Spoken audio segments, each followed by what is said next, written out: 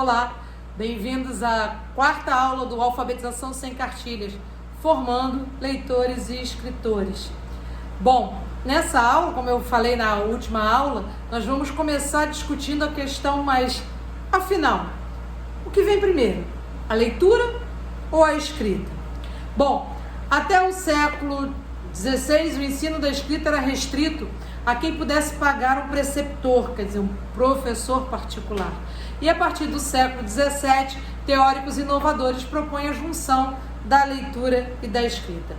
Para Dupont, um teórico, a história da escrita precede a da leitura, e é óbvio que quem escreve, lê. É óbvio para quem não foi professor alfabetizador, porque quem é professor alfabetizador já cansou de ver, crianças que na verdade não escrevem, mas copiam, são copistas e que na verdade reproduzem, o simulacro de escrita, mas que não sabem nem ler nem escrever, tá certo? Então, daqui a pouquinho eu falo um pouquinho melhor disso. Mas vamos lá um pouquinho na história. Eu gosto sempre de ir um pouquinho na história para que a gente tenha sempre a clareza de que a gente não inventou nada, que existem discussões que são anteriores à nossa existência, que a gente não está começando a pensar isso agora. Muita gente já pensou sobre isso, tá certo? Então, nós passamos durante muito tempo nessa luta pela alfabetização, que na verdade é uma demanda que só surge a partir da Revolução Francesa, quando se cria a concepção de cidadão, e que para ser cidadão, para você ter efetiva participação na democracia, você precisava ser alfabetizado. Então, esse conceito era um conceito que não existia. As pessoas viviam muito bem, como eu falei já na outra, até reis e rainhas viviam muito bem sem serem alfabetizados, Então você tinha algumas pessoas que eram responsáveis por fazer esse registro, não precisava, não era uma necessidade social que todos soubessem ler e escrever. Com a Revolução Francesa, na verdade, surge essa ideia de criar uma escola para todos, E aí também vamos já de volta ao velho Comênios, Ensinar tudo a todos, pretensão, meu Deus.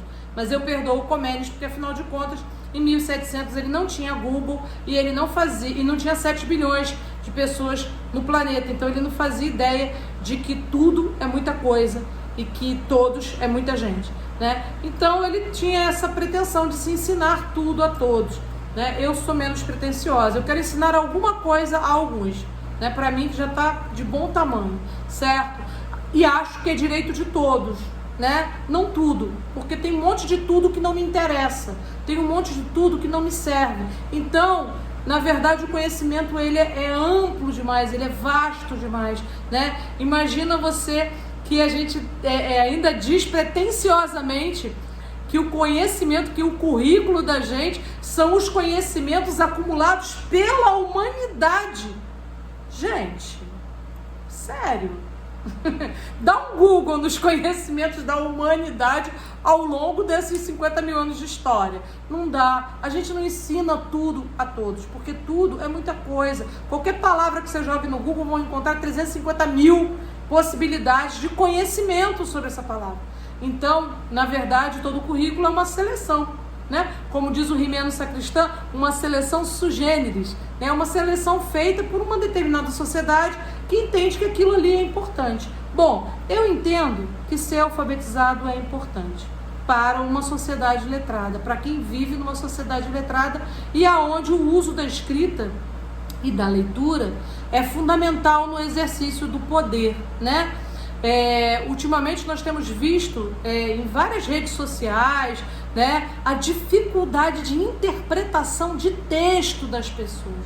As pessoas são alfabetizadas, mas elas não sabem ler, Então, isso me preocupa. Que alfabetização é essa que nós estamos produzindo? A gente, é claro que me preocupa o fracasso escolar, as crianças que não conseguem ler, os adultos que não conseguem ler e escrever. Mas também a gente precisa se preocupar com isso que a gente está chamando de sujeito alfabetizado, que é um sujeito que você posta um cartaz dizendo curso sábado às 18 horas, debaixo da ponte, e ele pergunta onde vai ser? Que horas? Que dia? né? Então a gente precisa prestar atenção nisso, né?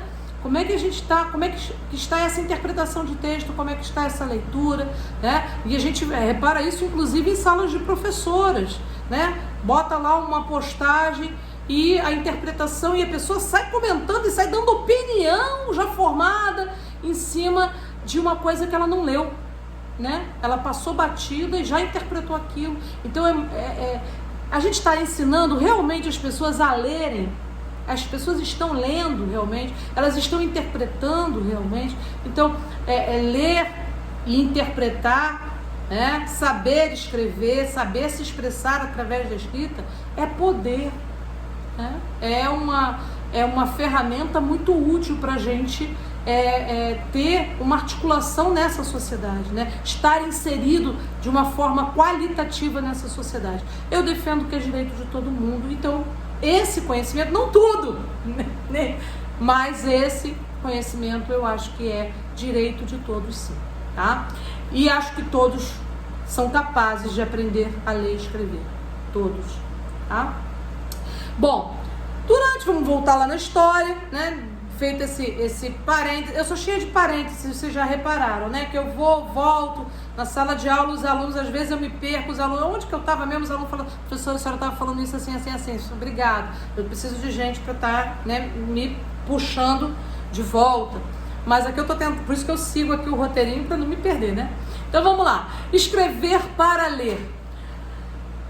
No século XIX, ler e escrever são faces da mesma moeda, né? Questão do ensino da letra manuscrita e da imprensa. Olha, gente, falamos ontem, né?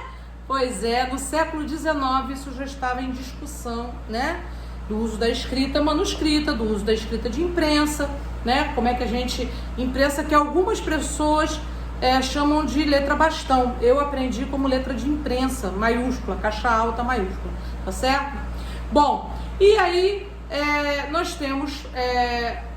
algumas práticas, por exemplo, das pessoas traçando as letras, né? Achando que o caminho para alfabetizar é você fazer a pessoa ficar traçando as letras, falando o nome, né? Dos sons, né? Então, trabalha não mais o A, mas que som que tem. E aí é interessante, né? Porque aqui mesmo no Brasil, né? A gente fala assim, as vogais. Depende de onde você esteja, porque pode ser A, E, I, O, U, ou pode ser A, E, I, O, U, ou pode ser A, E, I, O, U. E aí é interessante que aí a gente vai lá, né, nos nossos colegas das letras, e eles vão rir quando a gente fala que nós temos 5 vogais, né? As vogais são 5 letrinhas. Eu lembro que a gente ensinava a musiquinha, 5 letrinhas são as vogais. Não, não, né? As vogais, elas têm muitos sons, então calma, quer se meter nisso? Vai lá na Letras e estuda com o professorzinho lá da Letras, que ele vai te explicar isso melhor, antes de você se meter nisso, tá certo? Então, nós ensinamos, né, o som nessa perspectiva, você vai ensinando a não falar M, mas que é o som do M, né? Bom, a gente teve também uma discussão do método simultâneo da marcha analítico-sintética, quer dizer, você partir analítico. O método analítico é o contrário do sintético, certo? Os métodos analíticos, eles partem do todo, vamos lembrar? Né? Partem do todo para a parte. E o sintético da parte para o todo. E já tinham algumas pessoas que já faziam um método misturinha, né? Você já é velho, tá vendo? Você achando que era só você. Não, já é velho, gente. Desde o século XIX, o povo faz método misturinha. Então, eles pegavam o método analítico, começavam pelo todo, que para alguns teóricos era o texto, para outros teóricos era a frase, para outros o todo já era a palavra. E aí você vai decompondo, né? Tirando palavras. Eu uso muito, ainda uso muito isso. Tirando do texto determinadas frases, determinadas palavras, determinadas coisas, e aí depois você decompõe ele, né, em sílabas e até chegar na letra. Eu acho que isso tudo é muito junto e misturado, porque a partir do momento que a gente pensa na língua escrita, como eu falei, todas essas informações estão circulando, elas vão, elas vêm, elas são dinâmicas, né? Existe uma outra dinâmica, né, nessa produção da escrita. Tem horas que eu preciso olhar para o todo, tem horas que eu preciso olhar para a parte, né? Agora, é como montar um quebra-cabeça. Já tentou montar um quebra-cabeça sem a referência do todo? Eu vou te dar um monte de pecinha, mas você não sabe qual a imagem que você tem que formar. É difícil, né? Todo quebra-cabeça vem com a imagem toda já completa para você saber o que você está montando. Já repararam isso? Todo quebra-cabeça vem a imagem completa e aí vem as pecinhas e aí você, pela imagem completa, você vai observando as pecinhas para você saber o que você está montando. Pois é, imagina você tentar montar um texto onde você só tem as pecinhas, mas você não tem o todo, você não tem a imagem completa. Difícil, né? Pois é. Às vezes a gente dificulta um bocado a vida da criança, né?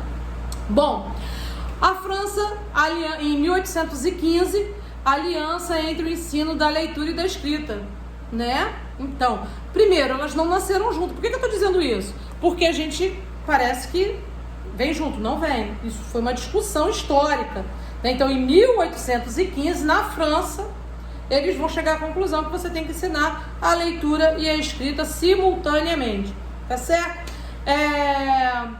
Em 1818, uma revolução pedagógica, né? A gente usa o quadro de giz, cartazes com letras, sílabas e palavras, né? E aí tem uma mudança no mobiliário. A gente começa a entender que criança tem outro corpo, criança tem outro movimento, criança precisa de outro espaço. Eu lembro de um aluno meu, que era um toco desse tamanho, e ele só ficava sentado de joelhos na cadeira. E eu, professora, aquela coisa de professor, né, não para muito para pensar, fala, fulano, senta direito, fulano, senta direito. Até que um dia, a criança se revoltou comigo, que às vezes eles se revoltam, né, e eu acho ótimo, porque eles nos ensinam coisas. Aí ele falou assim, tia, mas se eu sentar direito, eu fico assim, ó. Realmente, como é que ele ia escrever assim? Então ele estava dizendo, o meu corpo não combina com esse mobiliário que você quer que eu sente direito. Então eu sento assim, porque assim eu fico mais alto, eu tenho altura para escrever, olhar o quadro, ver as coisas, sabe? Não é má vontade, não é bagunça. Eu tenho os meus motivos, eu tenho as minhas razões. Será que a gente para pensar na razão das crianças? No porquê que eles estão fazendo as coisas de um determinado... O ser humano sempre tem um motivo para fazer as coisas do jeito que faz. E a gente, às vezes, ignora que motivos são esses, sem nem perguntar, né? Eu podia ter perguntado, fulano, por que você fica sentado assim? Não te cansa, não? Não é desconfortável? E aí ele teria me explicado, né? Então, é preciso, gente, ter escuta. Ouvir a criança. Ver a criança e pensar que esse corpo infantil muitas vezes não está adequado a esse espaço, a esse mobiliário. E olha, a gente começou a pensar isso lá em 1800, né? Tem um tempinho já. Tá? E hoje a gente ainda ignora. Bom, em 1810 a 1833, escolas normais para formar professores alfabetizadores, resistência dos professores, né? Primeiro a leitura. Olha só, né? Uma outra coisa que também não se tem escuta é para os professores, né? Quem está em sala de aula fazendo, produz um conhecimento, né? Se produz, o gestor pode estar lá no gabinete dele, pensando as coisas dele sobre a escola, mas é no fazer cotidiano da sala. Quantas coisas eu já falei aqui para vocês que eu aprendi com as crianças, que eu aprendi fazendo. Não foi lendo nenhum livro, li muitos. Até botei aí para vocês viram? Tem sugestão de leitura, viu, gente? Leituras importantes, leituras fundamentais para um professor alfabetizador, né? Então, ler Se eu estou ensinando a criança a ler e escrever e não leio, mas que fraude que sou eu, hein? Mas que fraude. Estou dizendo para a criança, estuda, mas eu estudo. Estou dizendo para a criança, lê, eu leio. Não seja uma farsa, né? Então, eu tenho que estar estudando, eu tenho que estar lendo. Agora, existem conhecimentos que são produzidos no fazer. Como diz, né? Nós costumamos dizer, nós nós Paulo Freire, né? Nós Paulo Freire e o resto todo que segue Paulo Freire é a praxis. O que é praxis? Prática, teoria, prática, né? É a prática que vai sendo tecida junto com essa teoria. Não é a teoria lá e a prática cá. A teoria é a prática refletida, pensada, analisada, tá? E essa prática é essa teoria em movimento, já dizia a professora Regina Leite Garcia, né, do Grupo Alfa. Então, a prática é uma teoria em movimento. Ah, você não sabe qual é a teoria que está por trás da sua prática? Estuda que você vai descobrir.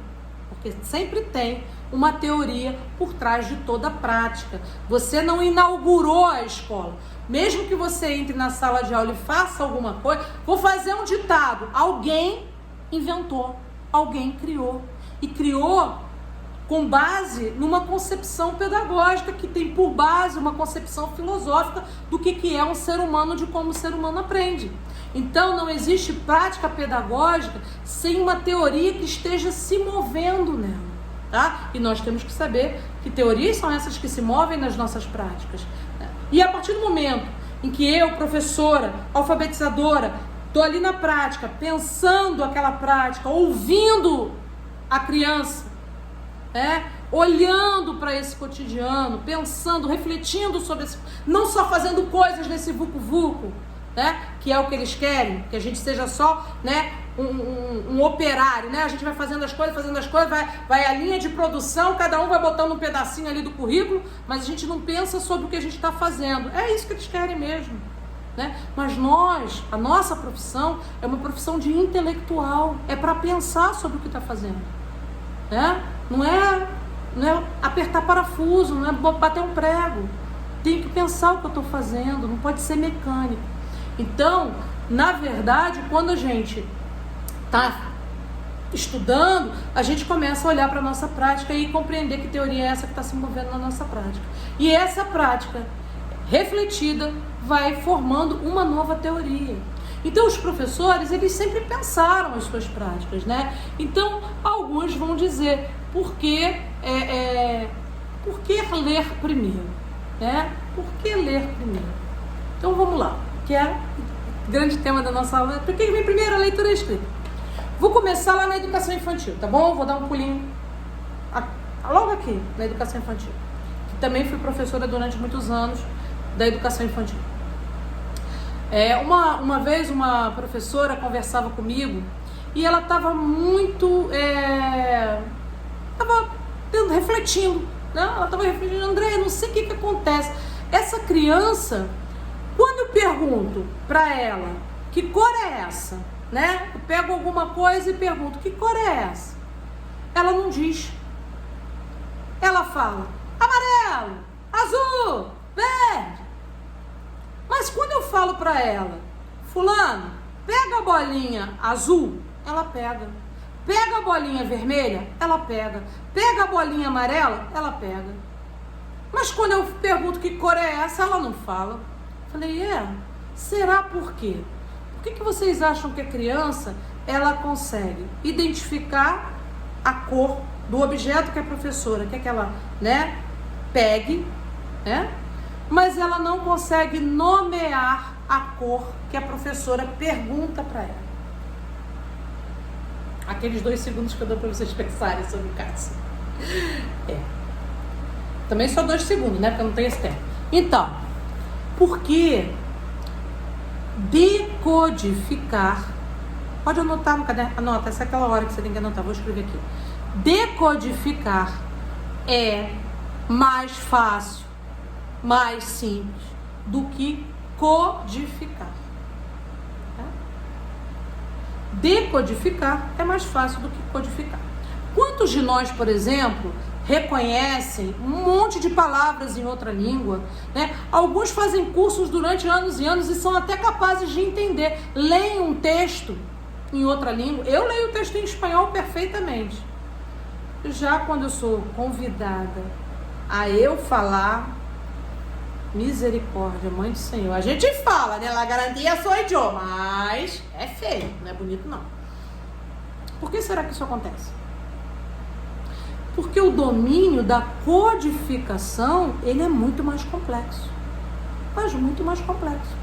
Quando o outro nomeia, eu só tenho que identificar. Então, quando a professora diz, pega a bola vermelha, ela já nomeou. Eu só tenho que identificar. O processo de identificação é mais simples, como eu consigo identificar num texto em espanhol, como vários alunos que na verdade nem espanhol fizeram, mas eles conseguem ler um texto em espanhol com certa facilidade. Mas se eu falar assim, agora eu quero que vocês escrevam um parágrafo do resumo do texto em espanhol, vão falar assim, professora, desculpa aí, né? Não tenho esse nível de línguas para poder escrever. Como muita gente lê em inglês, mas não escreve em inglês.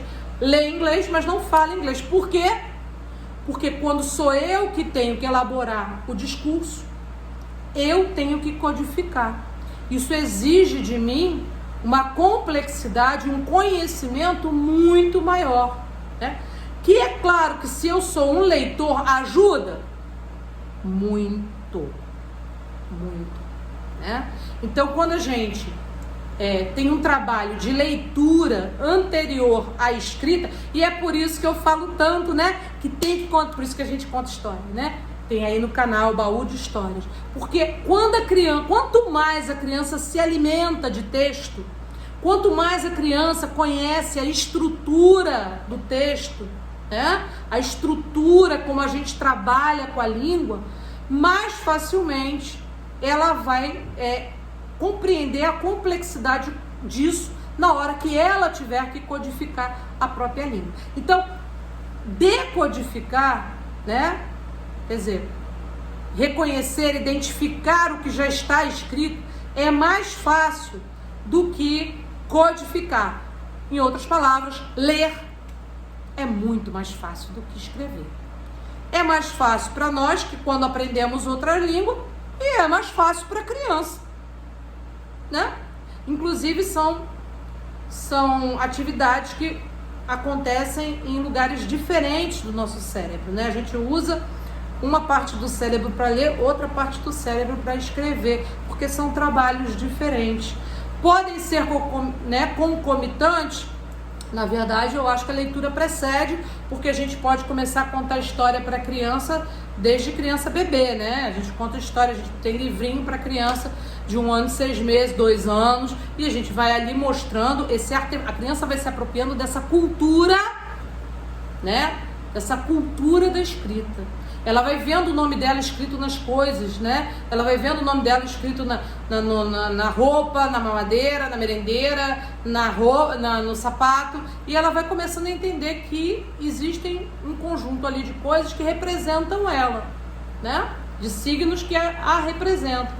Então, e aí com o tempo ela começa a ler, né? Coca-Cola, McDonald's, ela começa a identificar. Como é que uma criança de 2 anos identifica, né?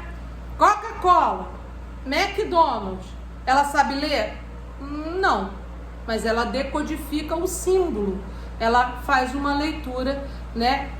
Como diz a Gestalt, ela se apropria daquela imagem, né? Ela não está fazendo mas isso ajuda no processo de alfabetização dessa criança, tá certo? Isso ajuda. Essa identificação visual ajuda. Então, a leitura é fundamental. A gente, às vezes, na escola, insiste em começar pela escrita, né? Por quê? Por que a gente faz isso? Porque a leitura não aparece tanto, né? A professora tá lá contando história todo dia, trabalhando o texto, fazendo o blocão, mas isso não aparece, porque eu preciso de uma coisa que o pai veja, né? Então, tem algumas práticas na escola que tem muito mais a ver com controle da prática pedagógica do que efetivamente com uma boa prática pedagógica. Porque a boa prática pedagógica, a criança acumula conhecimento na cabeça, não é na mochila, né? Então você tem aí um monte de criança com 4, 5 anos que tem um monte de livrinho, um monte de folhinha, pastinha, dever de casa, não me interessa. Eu quero saber que ser humano é esse que eu estou formando. Eu quero saber que relação é essa que essa criança tem com a língua. Que relação é essa que ela está construindo com o espaço escolar? Quais são os sentimentos que ela tem em relação à leitura e à escrita? Então, muitas vezes o que a escola faz é acumular papel, né? A escola adora papel. A gente acumula e, como eu costumo dizer, muitas vezes a gente chega no final de uma trajetória escolar, a gente tem mais papel guardado no armário do que conhecimento na cabeça. Conhecimento na cabeça, né? Porque aquele monte de papel tem um monte de fragmento de informação que não junta lé com cré e você deixou aquilo para lá, né? Você só juntou papel, preencheu livros e livros, lacunas e lacunas, fez testes, fez provas, mas qual o conhecimento que você tem na sua cabeça? Então, essa é uma preocupação. E é uma preocupação que eu tenho desde a alfabetização, né? Se tem uma preocupação muito grande desse controle do trabalho, do fazer docente. Ah, a professora fica na escola só brincando? Ah, o que essa mulher está fazendo? Essa mulher, né? Porque a gente perdeu o status há muito tempo. Então, o professor hoje é essa mulher. Essa mulher fica fazendo aí na escola, né? Pois é, porque o que essa mulher faz com uma criança pequena, com uma criança da primeira idade, não era para estar em papel, porque essa criança aprende através dos sentidos, através do corpo, através da experimentação, ela aprende na brincadeira e na interação. Ah, mas isso não aparece, isso eu não tenho como mostrar para o pai, então vamos preencher papel, vamos cobrir letrinha, né? Porque isso eu tenho como justificar o meu salário, né? Então a gente, na verdade, subverte todo um conhecimento pedagógico histórico. Você vê que a gente começa a falar lá, né, 1800, 1900, né, de séculos, para a gente ter essa fantasia de escola, para a gente brincar de escolinha, porque o papai e a mamãe e a titia e a vovó e a madrinha estão aplaudindo e achando bonitinho aquele circo todo, que na verdade não se evidencia como conhecimento para a criança. A gente vê alguns vídeos na internet, né, os pais orgulhosos. Meu filho fala os estados e capitais com 2 anos. Aí bota a criança lá, feito um papagaiozinho, né? É bonitinho, né? Minas Gerais, Belo Horizonte, Rio de Janeiro, Vitória, Espírito Santo, Vitória. A criança não tem noção espacial nem da casa dele dentro do bairro. Com 2 anos, não tem. Ele não tem noção espacial para isso. Se ele tivesse, você larga ele no meio do shopping e ele acha o caminho de volta. Ele acha? Com 2 anos? Não, né? Ele se perde até dentro da própria casa. Pois é. Mas aí você memoriza, você dá um exercício de memória e ele repete aquilo, como ele repete parabéns para você. Ele repete aquilo mecanicamente. Você ficou ali treinando ele, como você treina, né, um papagaio, e ele repete. Isso não é um trabalho cognitivo. Isso não é conhecimento. Isso não vai ter utilidade nenhuma para essa criança. Nenhuma. Porque isso não é conhecimento. Conhecimento é essa criança desenvolver senso de espaço, compreensão espacial do mundo. O que é um estado? O que é um estado? O que são municípios? Eu tinha aluno adulto que não sabia o que era um município. Não sabia que município e cidade era a mesma coisa. E que municípios e cidades formavam um estado, que o estado formava, né, um país. E essa divisão geográfica é nossa. Outros países têm outras divisões geográficas. Então, se a gente não trabalha esse conhecimento, que conhecimento é esse que a gente está trabalhando? É um simulacro de conhecimento, tá certo? Então, o que vem primeiro? A leitura ou a escrita? A leitura, porque ler é muito mais fácil do que escrever. Então, a gente tem que começar a alfabetizar as crianças, e aí eu vou voltar a um conceito que nós também trabalhamos. A alfabetização é um processo que a gente começa desde que a gente nasce numa sociedade letrada. Você nasceu numa sociedade letrada, meu amor, você começa a ser alfabetizado, porque você vai estar cercado de artefatos de leitura e de escrita. Então você começa a ser alfabetizado, né? A criança hoje já nasce e já tem o nome na porta da maternidade, ela passa, ela vê coisa escrita, né? Então, desde pequenininho ele está ali no celular já vendo coisa escrita. Então, a escrita vai estar presente na vida dele. que a gente precisa fazer com que essa criança preste atenção nessa leitura. E a leitura é fundamental para uma outra habilidade, uma outra ferramenta que é fundamental para a alfabetização, que é a capacidade de se concentrar, né? O nosso mundo, ele convida a uma atenção desfocada, a essa, né? A gente está prestando atenção em tudo. O texto obriga a essa concentração. Então, se você conta história para a criança desde pequenininha, se você cria esse hábito no seu aluno de parar, de ouvir a história, de prestar atenção no texto, você está facilitando esse processo de aquisição da leitura e da escrita, tá certo? Então, vamos investir na leitura antes de botar um lápis na mão dessas crianças. Tem que ler para eles, tem que ler com eles, tem que chamar a atenção deles para o texto, tá certo? Então, não no meio da história, vocês estão lá o contar e encantar, né? Então, primeiro vem esse processo de encantamento da criança pelo texto, muito antes da gente botar um lápis na mão deles e falar, cobre aí que isso é letra, tá bom? Quem gostou, deixa o joinha aí, se inscrevam no canal e não percam a próxima aula.